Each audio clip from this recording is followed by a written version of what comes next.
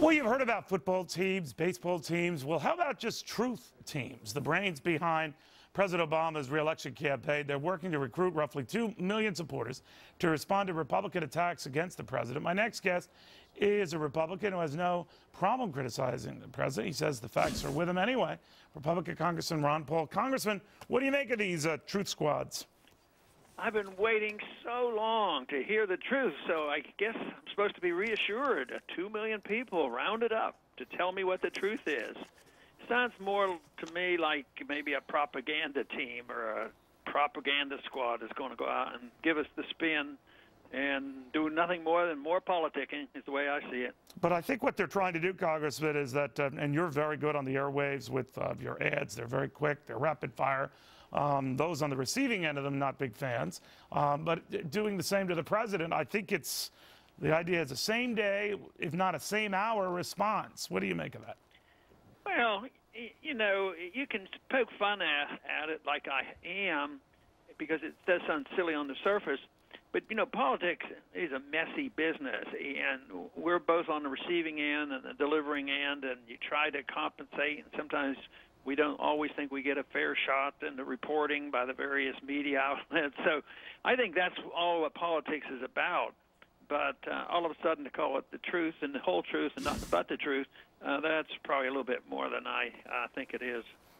Speaking of trying to get to the truth on something, a lot of your folks feel that the Maine caucuses were stolen from you, that you would have had it won, but that the Romney campaign conspired with the Maine state GOP to suppress your vote in the state. Do you think there's any truth to that? Well, I don't have any facts on that. There's just a lot of suspicion because last go-around in 2008, the only county that I won handedly was this Washington County up in the far north. Right. And it's just sort of ironic. It does raise questions why on the morning of the vote it was canceled. They weren't going to have it. They're going to have it later. But the other thing is so strange is that even when they vote, they don't count. They count toward delegates, which is what we care about ultimately, but you still care about the PR. You know, you get bragging rights if you come in a few points ahead. But even if we pick it up and win by 10, 20 votes, it won't happen like it did in Iowa. They said, oh, we made a mistake, we counted the votes. But this isn't just recounting. This is just allowing people to finish their voting. So, yeah, I think there's reason to raise questions about it. I'd like to know the real truth of it. I don't know how these things come about, but certainly it raises questions. You know, if it had been in another district, I think less questions would have been raised. But this was the county that everybody knew we had the most support. Well, are you saying, sir, that the vote there was suppressed, not allowed, both? What? Well, they didn't have the caucus. They, you know, at the time they were supposed to arrive like 8 o'clock. I don't know when the announcement came. It was canceled. Yeah, but the party canceled it for that day, but they're allowed to hold this caucus next week or so.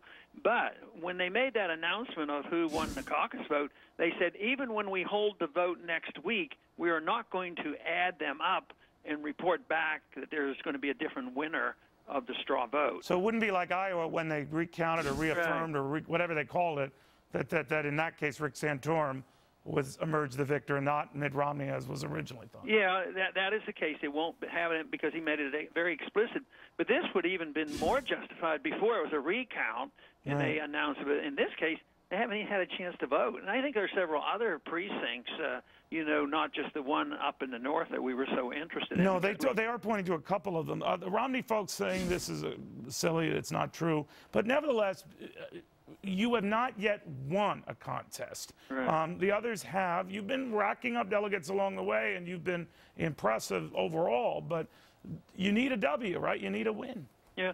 Well, let's say that ultimately, within a month or so, we think we are going to win the delegates. So, I mean, that's the win that counts even more so than the straw vote. But you're right. I mean, PR-wise, it'd be great to come out some evening and say, oh, you know, we won the straw vote. And in some of the other races where you win the straw vote, you might not win the delegates anyway. Right, so, that's true. But that's what we're going to keep working on, and so far we have been starting the accumulation. But nobody really knows. You see on TV all the time the announcement, so-and-so has so many delegates.